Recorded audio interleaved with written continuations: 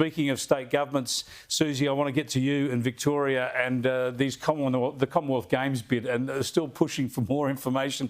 And the cost, it must be doing Victorian taxpayers' heads in, how much money it costs to not have a Commonwealth Games.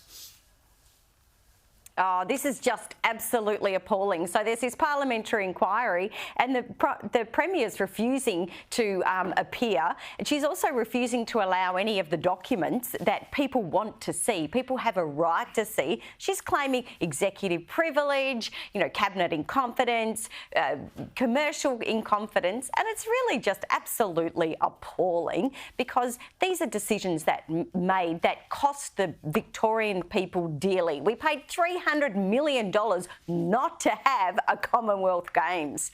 And she was the Minister for Commonwealth Games. And it's really just, we're so sick of this government, the secrecy of this Labor government, continuing under Jacinta Allen that we had under Daniel Andrews. And it's just appalling. It's cheap, really, because I think Victoria paid about twice as much as that not to have a tunnel. Paid a lot of money not to have stuff. Hey, there's a good little story out of Victoria. This will be one that will anger our great mate Nicholas Rees as Deputy Lord Mayor of Melbourne.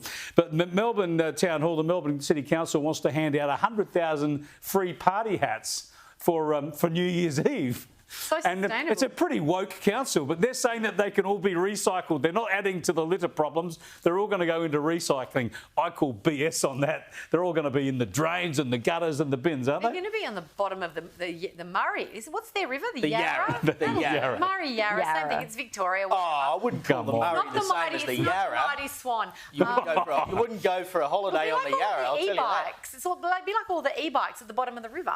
Yeah, but see, this is the typical stuff, isn't it? Right? You say one thing, you do another. Yeah, exactly. They will be absolutely everywhere. Why does the council even need to spend the money? They'll be all the things they'll be like council masks, spend money on. They've still got masks everywhere, and they'll just pick up all the masks and then they'll have the party hats. You talk about paying money to not have things. If the Melbourne City Council could just reappropriate that money to rip out some of the bike lanes going through the middle of the Melbourne CBD. Don't get me started about the Pitt Street bike. Here's an idea: spend less money and lower your rates. That'd be a good start.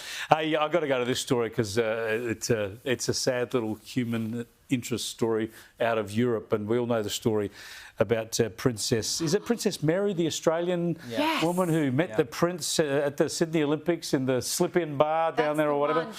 Don't be breaking the heart. Don't be breaking the They reckon it's all going south for her. That Prince Frederick, there's claims that he's been having an affair with Genevieve Casanova, a Spanish socialite there. She is. Yeah, great name. Casanova by name. And what do you think? Is the fairy tale turning sour here, Susie?